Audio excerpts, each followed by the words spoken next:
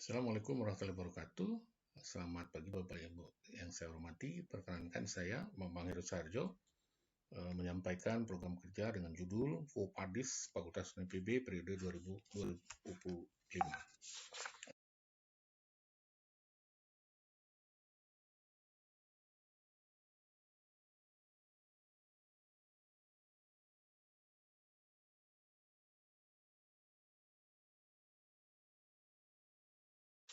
Kalau kita membaca kinerja atau laporan kinerja pautan 2009 tertanggal 10 Januari, terlihat pada kata pengantarnya semuanya itu excellent semua gitu ya.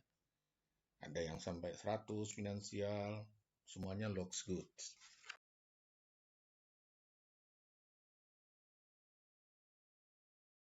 Kemudian kalau kita tengok lagi capaian-capaian seperti di dalam beberapa slide berikut, memang capaiannya sudah disampaikan.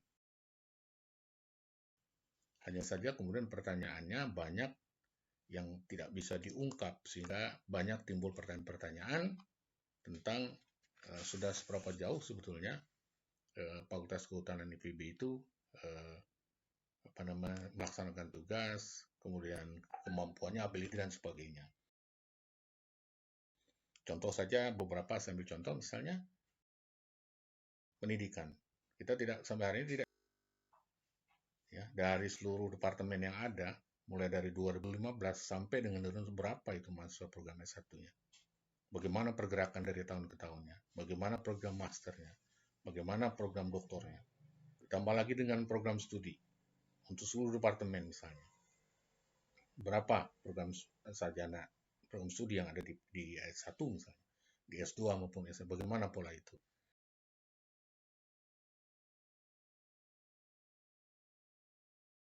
Apalagi kalau kita lihat juga tidak kalah pentingnya misalnya akreditasi tingkat nasional maupun internasional.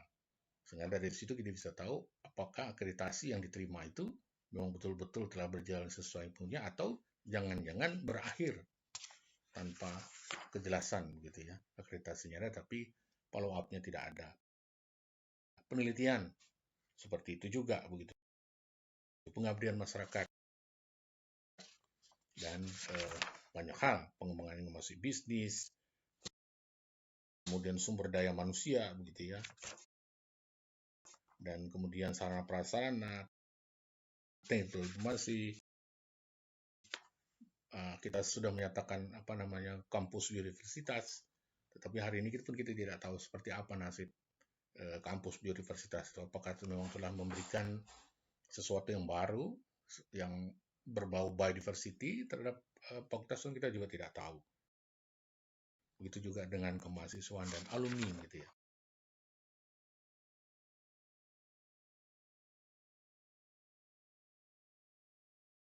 Hal-hal ini saya rangkum dengan 4 pertanyaan besar. Yang pertama itu bila pertanyaan-pertanyaan mendasar yang detailnya ada di dalam makalah dan disampaikan oleh PPD juga tidak bisa dijawab dan tidak didukung dengan data yang benar dan valid, lalu bagaimana bisa mengoreksi diri, artinya pautan mengoreksi dirinya sendiri dan berkesimpulan untuk masa yang akan datang. Kalau kita tidak punya baseline, itu tidak mungkin. Apalagi misalnya baseline data yang handal, bagaimana mungkin pada akhirnya kita bisa menyimpulkan kebutuhan, tantangan, dan posisi pautan yang diharapkan. Apalagi sekarang IPB sudah melakukan Renstra 2019 sampai 2003, tetapi pautan tetap menggunakan draft, lagi-lagi draft GBHF 2015-2020. Saya tidak tahu apakah ini yang disebut dengan perubahan yang selama ini digaung-gaungkan begitu. Nah, pertanyaan mendasar berikutnya, orang sudah bicara pautan daerah 4,0. Bagaimana daerah 4,0 di PIP? Nah, di paparan berikutnya itu sudah disampaikan juga dengan clear sebetulnya di dalam itu visi misi IPB,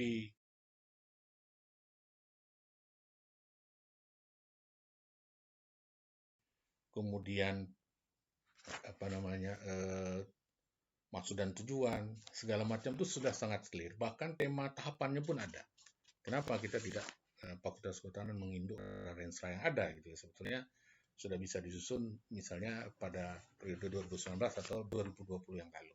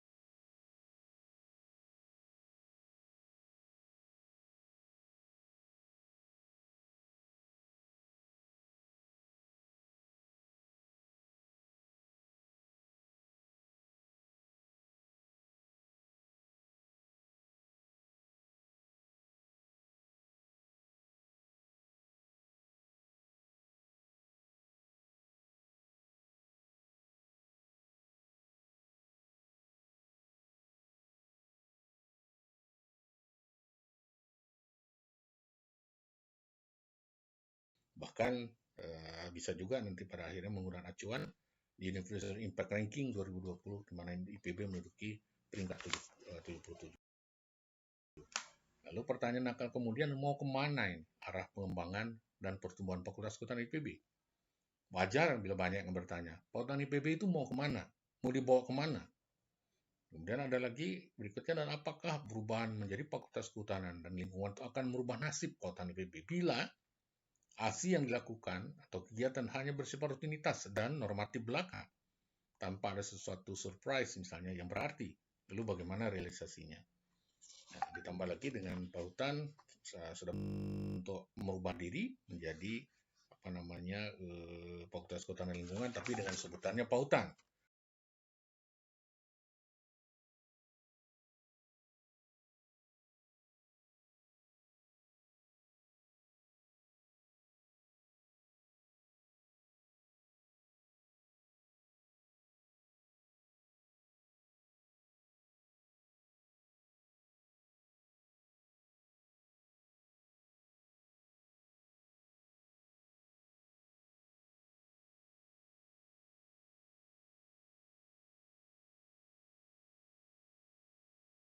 Nah, untuk itu maka saya merencanakan program yang bisa nanti dibaca dengan detail, yaitu untuk tahun 2020, saya menyebutnya adalah base construction, yaitu rebranding lagi Fakultas Kehutanan, kemudian restrukturasi data, pemanfaatan kurikulum, Renstra-nya sesuai dengan Renstra IPB 2019-2023, kemudian memperjelas arah mau kemana penelitian dan sebagainya ini, jangan hanya menggumpal pada titik tertentu. Kemudian lagi adalah bagaimana reposisi pendidik dalam kegiatan pengabdian pada masyarakat. Jadi sering berteriak, harus begini, harus begitu, dan sebagainya, tapi semuanya berakhirnya diskusi misalnya di dalam WhatsApp, tapi tidak pernah atau jarang sekali tindak lanjuti dengan bentuk yang nyata. Kemudian pada tahun kedua, saya menamakannya adalah pemantapan arah dan sasaran.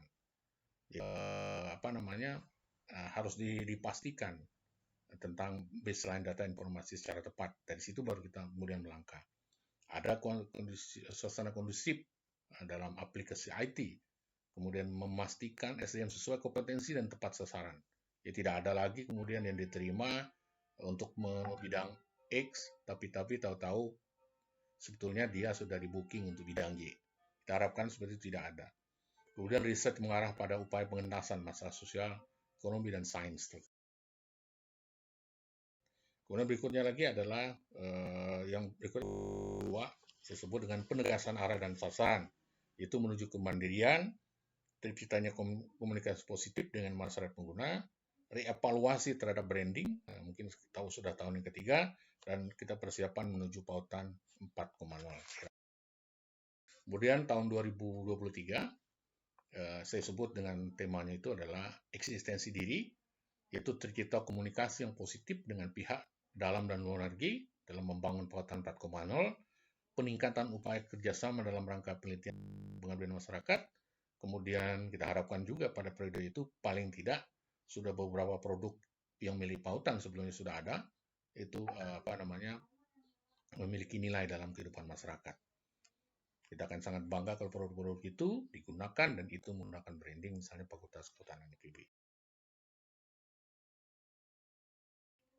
Kemudian periode tahun 2024 saya sebut dengan perluasan kemampuan, yaitu pautan menjadi trendsetter pengembangan ilmu pada bidang-bidang andalan dari departemen. Kita harapkan masing-masing departemen itu menjadi trend center. Tidak harus semua. Kalau ada bidangnya, maka itu yang akan dijadikan sebagai trend. Harapan kita memang semua bisa seperti itu. Kemudian menjadi pusat penyelesaian masalah-masalah kehutanan tertentu yang paling tidak di Indonesia. Jangan sampai nanti yang muncul malah kok IPB malah munculnya ketika diskusi ketika yang tidak sepakat dengan kebijakan pemerintah, gitu ya. Padahal banyak hal yang bisa dilakukan yang sejalan seirama dalam rangka untuk penyelesaian masalah-masalah yang ada dari publik ini. Kemudian terbangun kerjasama dengan multi stakeholder dan perguruan tinggi nasional dan internasional itu dalam jangka panjang. Dan pada program tahun 2005 adalah persiapan menuju SDGs 2030. Kita harapkan pautan menjadi salah satu faktor penentu dalam pengambilan kebijakan pemerintah untuk bidang-bidang tertentu. Dan kemudian pautan menjadi sentra pengembangan ilmu kehutanan dan lingkungan di tanah air. Dan terakhir, sebagai penutup, mengharapkan bahwa rencana program 2020-2025 merupakan arahan rencana pelaksanaan kegiatan yang hanya mungkin dapat dilakukan oleh semua pihak, pendidik, dan mahasiswa, dan para keluarga, baik dalam maupun luar negeri. Tanpa kerjasama yang kondusif dan terintegrasi, maka rencana program kerja hanya merupakan catatan tertulis yang pernah tertulis yang tidak ada artinya, gitu ya. Hanya merupakan catatan saja.